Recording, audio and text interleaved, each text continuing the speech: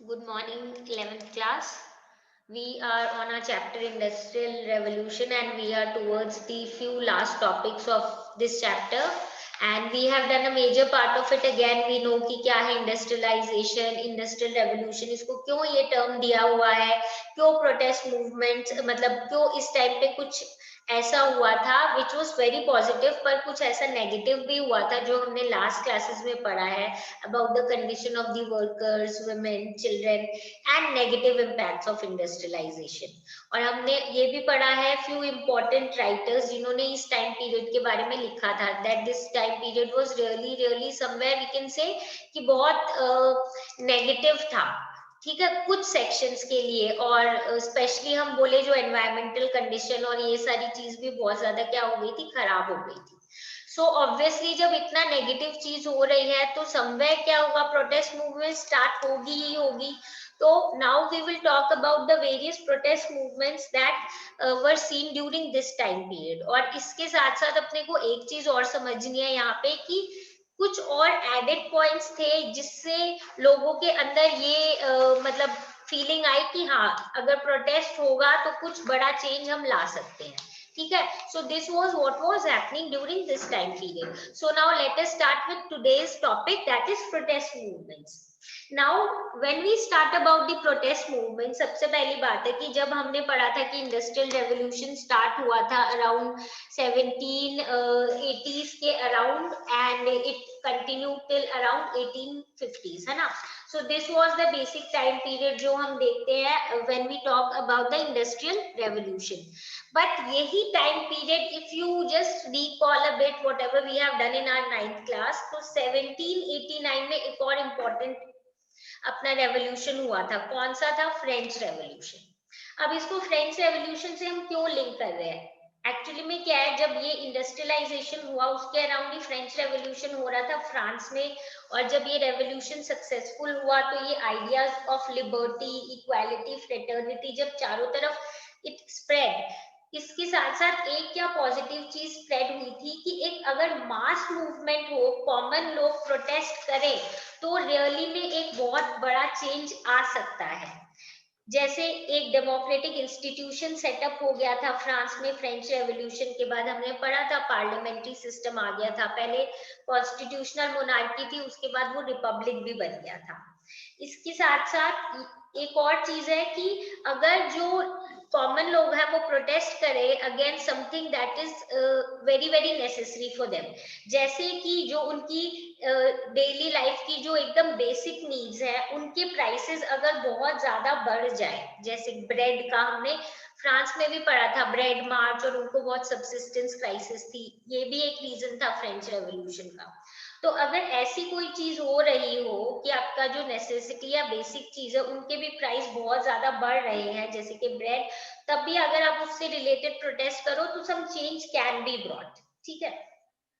तो इसी सोच के पीछे या इसी बैकग्राउंड के अंदर इंग्लैंड में भी क्या हुआ, पॉलिटिकल प्रोटेस्ट स्टार्ट हो गई against harsh working condition factories में, जो हमने अपनी प्रीवियस क्लासेस में पढ़ा है कि बिकॉज जो वर्किंग कंडीशन थी स्पेशली विमेन और चिल्ड्रन के लिए बहुत खराब थी, और फिर वो जिस शैबी एरिया या एकदम कंजस्टेड एरियाज में रहते थे बिकॉज इतने ज्यादा नंबर में अचानक से लेबर आ गए थे, तो वो जो जितनी भी उनकी कंडीशंस खराब थी जिससे वो अब totally they were totally somewhere we can say frustrated, परेशान हो गए थे।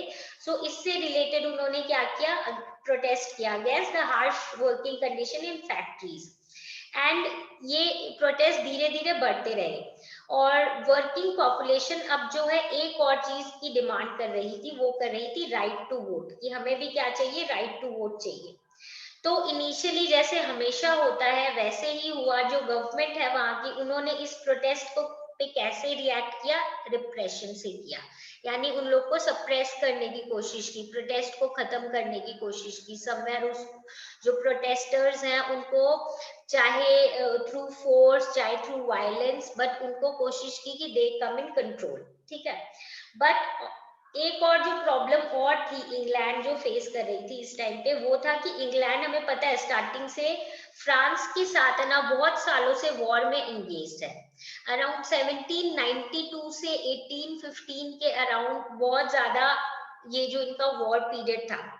अब जब भी वॉर होता है तो ट्रेड क्या हो जाता है, डिसरप्ट हो जाता है, यानी ट्रेड जो है वो स्मूथली नहीं हो पाता, क्योंकि बेसिकली इंग्लैंड और यूरोप में जब हो रहा है तो ऑलमोस्ट पूरे यूरोप जो है वो बीच में इसमें ब्लॉकेज जैसे आ जाएगी, लड़ाई हो रही है तो ठीक से ट्रेड नहीं हो पाएगा।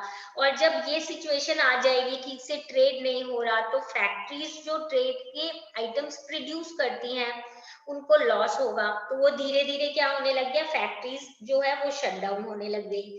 फैक्ट्री शट हो गई तो क्या हो जाएगा, अनएम्प्लॉयमेंट बढ़ जाएगा, और अनएम्प्लॉयमेंट तो बढ़ ही रहा था, इसके अलावा क्या हो रही थी, जो प्राइस ऑफ एसेंशियल आइटम है वो भी क्या हो रहा था, बढ़ रहा था।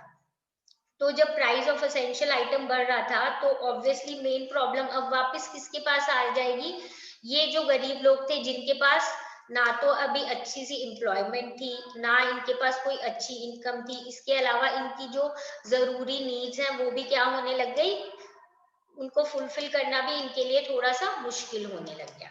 सो this was, you can say, the problem that the people of England were witnessing, और स्पेशली जो पुअर सेक्शन है।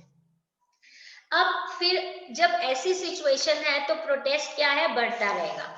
जब प्रोटेस्ट बढ़ता रहेगा तो हमेशा जो गवर्नमेंट है वो सोचेगी कि किस तरीके से इसको हम रोकें। तो सबसे पहले पार्लियामेंट ने क्या किया, 1795 में दो कॉम्बिनेशन एक्ट लगाए। ठीक है।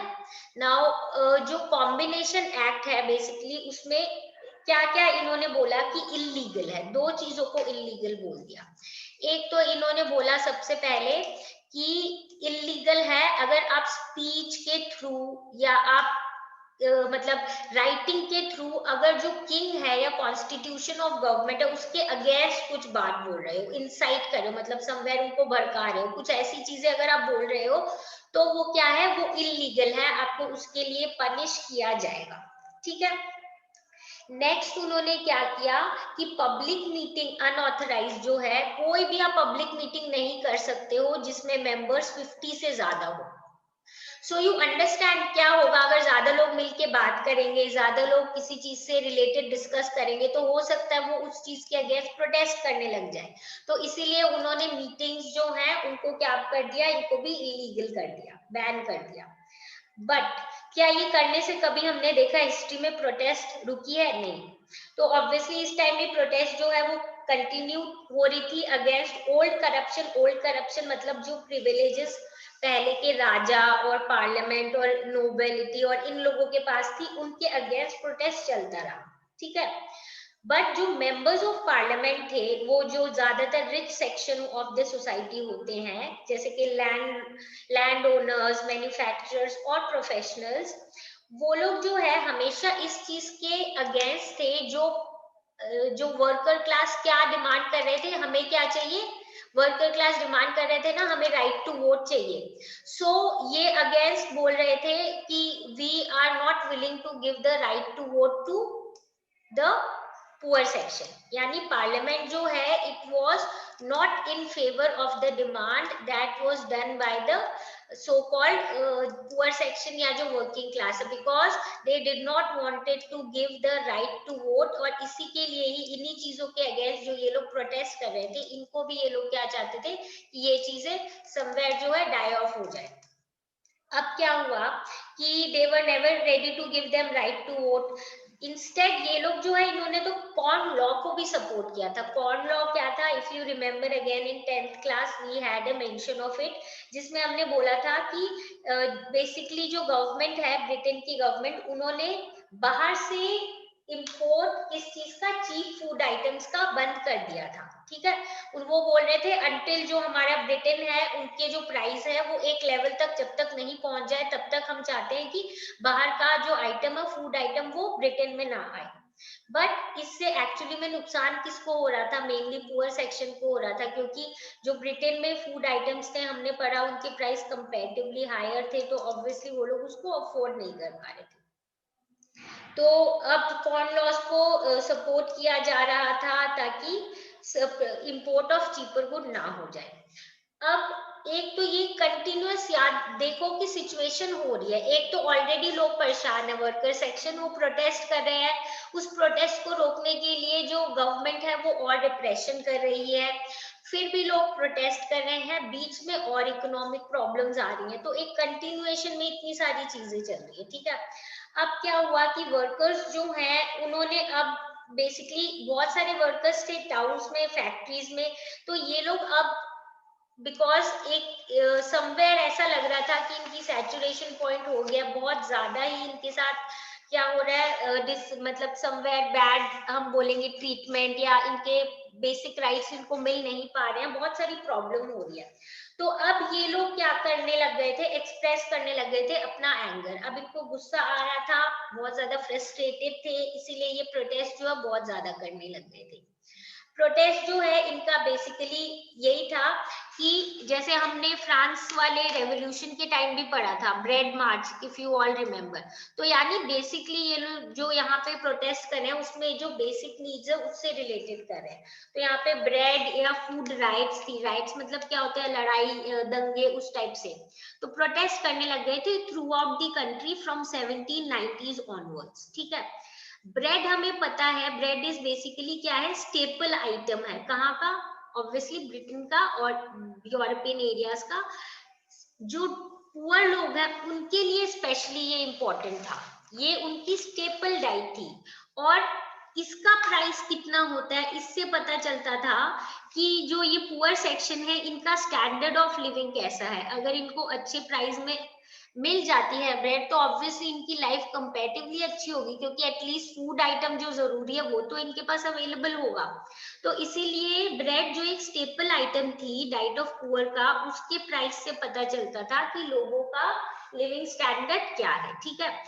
Stock of bread were seized and sold at a price that were affordable and morally correct rather than the high prices charged by profit hungry traders। मतलब अब इन लोगों ने ये जो ब्रेड राइट्स और ये सब किए थे, इसमें क्या किया, बहुत सारी ब्रेड सीज कर ली, फिर उसको ये नहीं कि ऐसे ही मतलब लेके चले गए, ऐसे उन्होंने उसको बेचा एट अ प्राइस जो अफोर्डेबल थी, गरीब लोग खरीद सकते थे, मॉरली करेक्ट थी, ऐसा नहीं कि आप जबरदस्ती उनको हाई प्राइसेस में बेच रहे हो ताकि आप ज्यादा से ज्यादा प्रॉफिट अर्न कर सको, जैसे कि वहां पे कुछ ट्रेडर्स करते थे।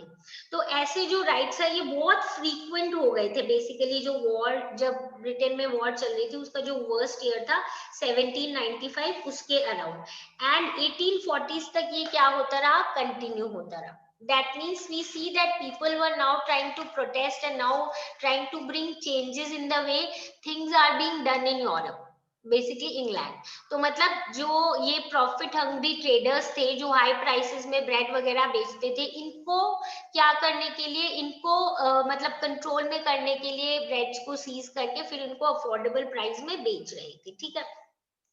नाउ एक और कॉज जो इनकी हार्डशिप का था वो था एनक्लोजर। हमने एनक्लोजर के बारे में पढ़ा था, बेसिकली जब इंग्लैंड हमने इंडस्ट्रियलाइजेशन से स्टार्ट किया था, हमने देखा था हंड्रेड्स ऑफ जो स्मॉल फार्म्स थे ना उनको बड़े फार्मर्स ने अपने अंडर ले लिया था। Okay, I think you people just recall it, जब हमने चैप्टर स्टार्ट किया था तभी ये पॉइंट आया था कि बड़े बड़े लैंड ओनर्स जो हैं उन्होंने छोटे छोटे फार्म्स को अपने अंडर मर्ज कर लिया था। तो जो रूरल फैमिलीज के जो पुअर लोग थे या जिन्होंने ये फार्म्स बेचे हैं उनको क्या करना पड़ा था, या तो इनके फार्म पे ही काम करो या फिर जाओ इंडस्ट्रियल वर्क ढूंढने। तो ये लोग ज्यादातर क्या इंडस्ट्रियल वर्क ढूंढने चले गए थे। तो यानी अब जो मेन लेबर फोर्स है वो किस में लगी हुई है, इंडस्ट्रीज में लगी हुई है। चलो यहाँ तक तो फिर भी ठीक है। अब क्या हुआ, मशीन्स आ गई, मशीन आने के बाद क्या हुआ, नंबर ऑफ लेबर जो चाहिए वो कम हो गए। अगर नंबर ऑफ लेबर जो चाहिए वो कम हो गए तो यानी क्या है, लोग अनएम्प्लॉयड हो गए, और फिर वापस से क्या आ जाएगी, पॉवर्टी आ जाएगी।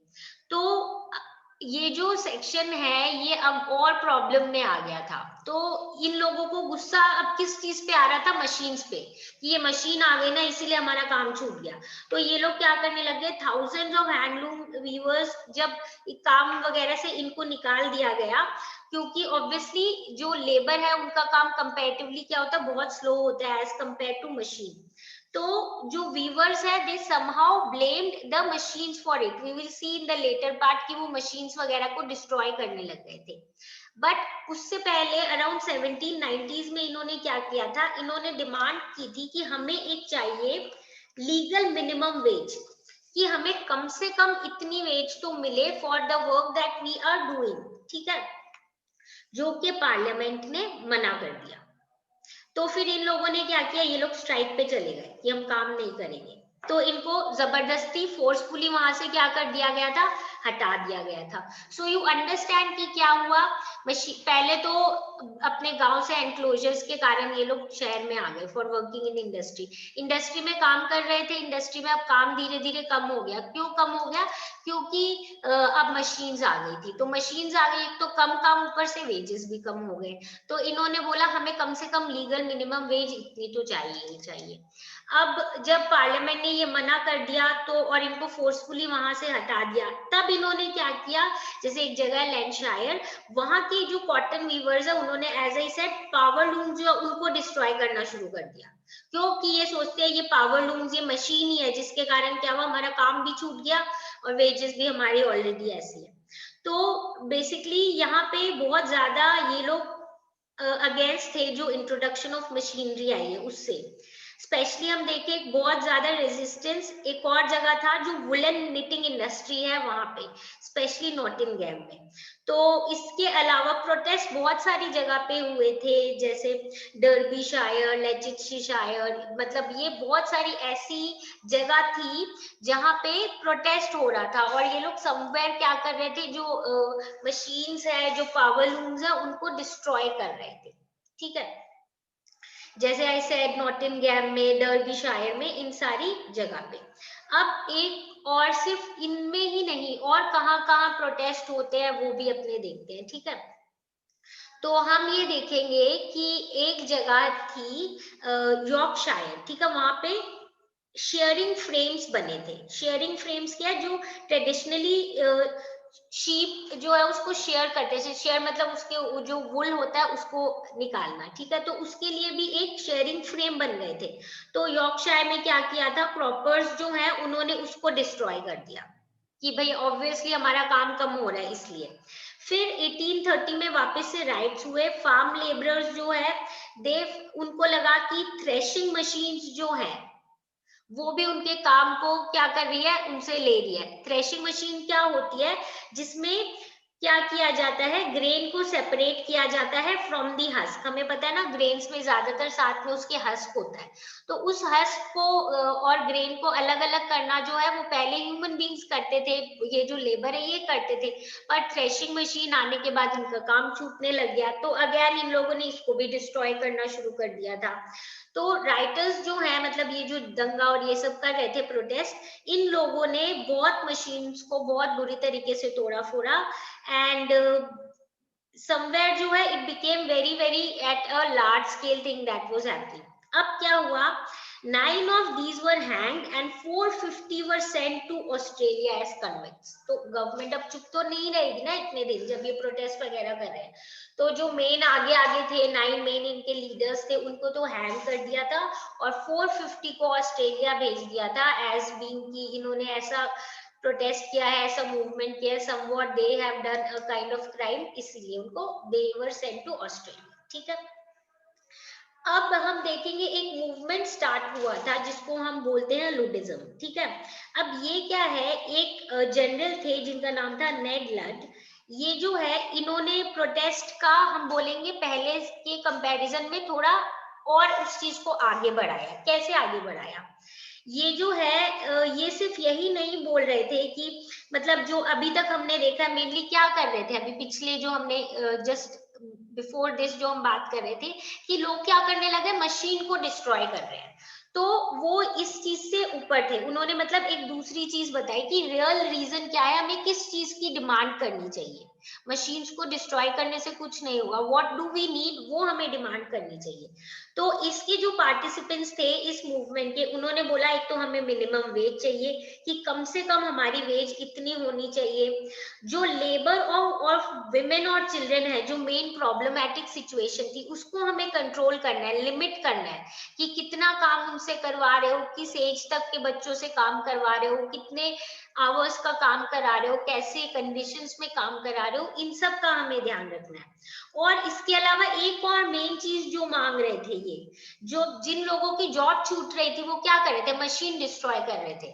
तो he was and the followers of this movement were saying that is not the solution. The solution is कि जिन जिनका काम छूटा है because of the coming of machinery, उनको जरूरी है किस चीज के लिए कि उनको काम मिलना चाहिए, ठीक है।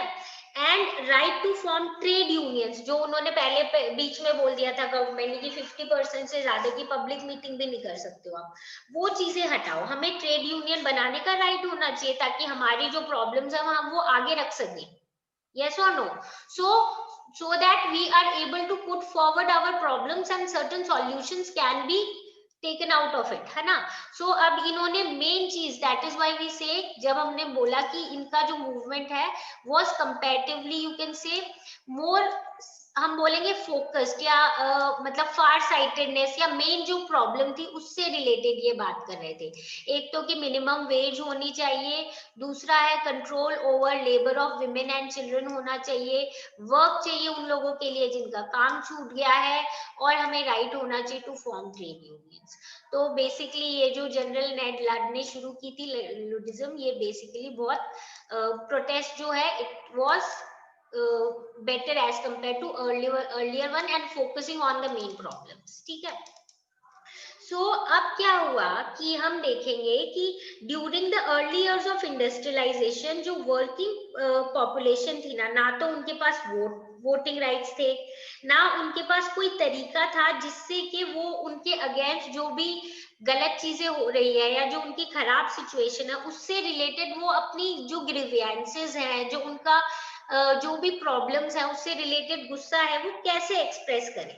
ओके, तो मेनली दो चीजों से रिलेटेड ये बोल रहे थे कि neither the working population possess the right to vote not there was a legal method, कोई लीगल मेथड नहीं था जिसके थ्रू वो अपनी एंगर को एक्सप्रेस कर सके, ठीक है। हम यहाँ पे देखेंगे कि क्या हुआ कि इससे रिलेटेड ऑब्वियसली अब लोग चाहते थे कि कुछ इस फॉर्म में भी कुछ चेंजेस आ जाए।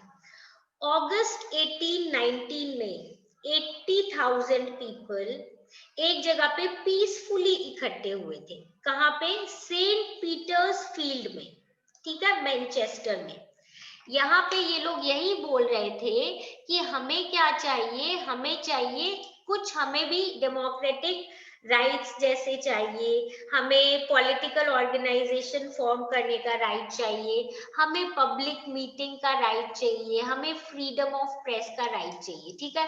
Please focus, August 1819 80,000 people gather हुए पीसफुली सेंट पीटर्सफील्ड मैनचेस्टर में, क्लेम कर रहे थे हमें भी डेमोक्रेटिक राइट चाहिए, पॉलिटिकल ऑर्गेनाइजेशन फॉर्म कर सके, पब्लिक मीटिंग कर सके और फ्रीडम ऑफ प्रेस हो सके, ठीक है।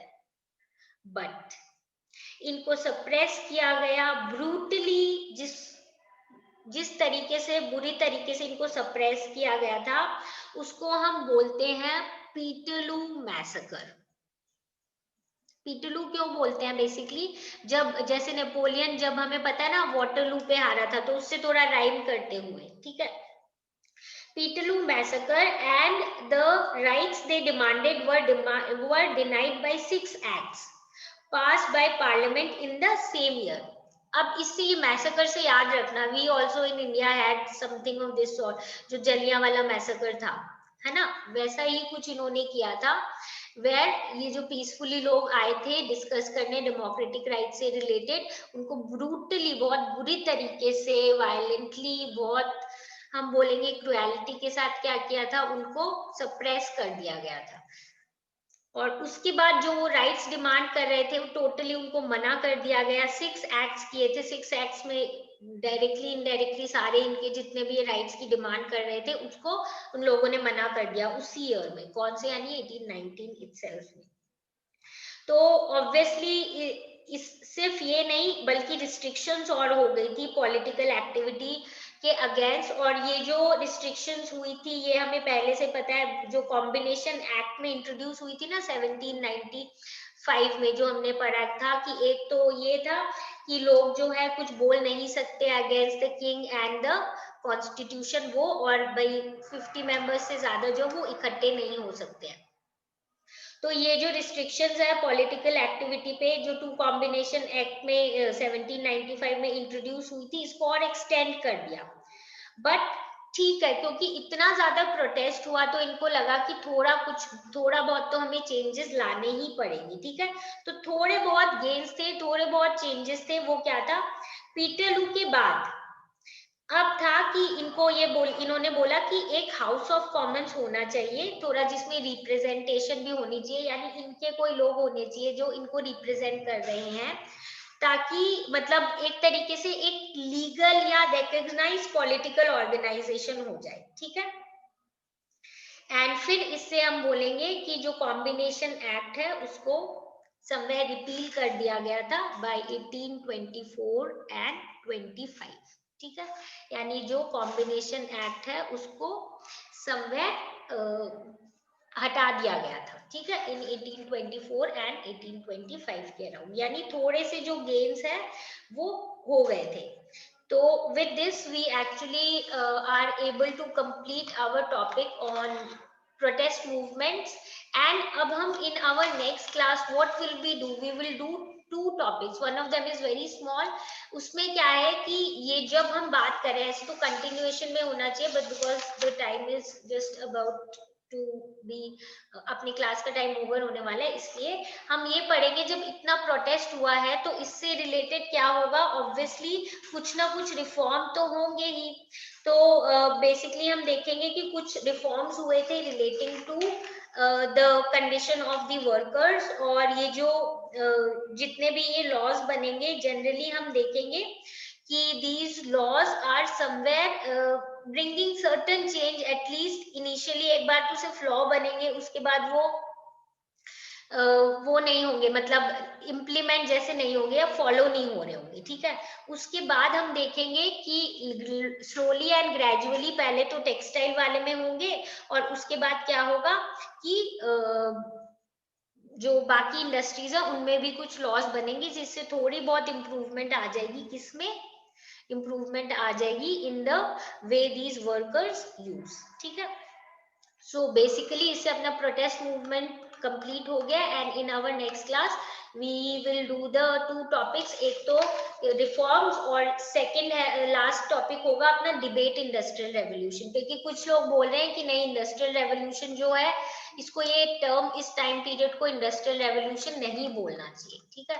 तो हम पढ़ेंगे क्यों वो ऐसा सोचते हैं, क्या इसके पीछे के रीजंस है। So with this we wind up today's class. Now we'll meet in our next class. If you have any problem, come back with your problems and we'll solve all your problems. So bye everyone. See you all in the next meeting.